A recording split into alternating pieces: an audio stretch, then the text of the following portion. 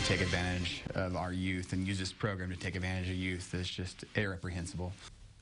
A former longtime Boy Scout troop leader is facing child pornography charges, and one of the program's leaders helped police arrest him. Good evening, I'm Paul Cicchini. And I'm Jennifer Roscoe. Police say they found child pornography pictures and a dark room for developing them in Milton Forsberg's Champaign house. The 79-year-old had been involved with the Scouts for decades. Investigators closed in on him after a man went to the Scouts claiming Forsberg abused him when he was 13 years old. WCIA 3's Aaron Eads has the story. Milton Forsberg won't be able to check his mail for a while. A federal judge ordered him to be held until his trial for child pornography charges. In a sworn statement, Champaign police say Forsberg uploaded explicit pictures of underage boys to the internet. A search of his house uncovered more pictures in a dark room with photographs he took of young girls.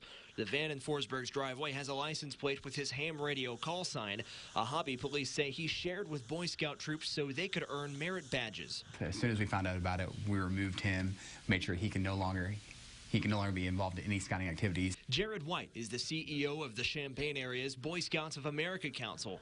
Last month, he says he got a letter from the National Council saying they were contacted by the lawyer representing a man who claims Forsberg abused him when he was 13 years old.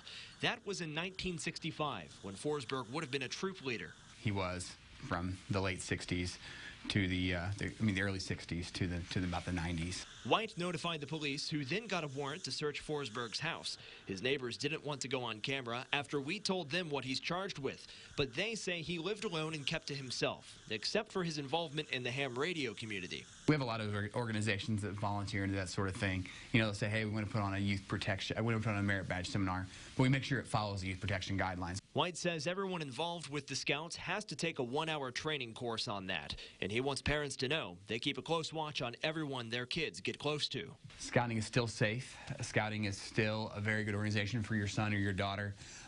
We do our best to be able to make sure that our kids are safe. That's why we have our youth protection policies in place. That's why we do the background checks. Forsberg's Boy Scout troop was disbanded in the 90s. The council president says he hasn't been officially involved with the Scouts since then. Now, online, Forsberg is listed as the current treasurer of the Twin City Amateur Radio Club. We asked their president for a statement. They didn't get back to us.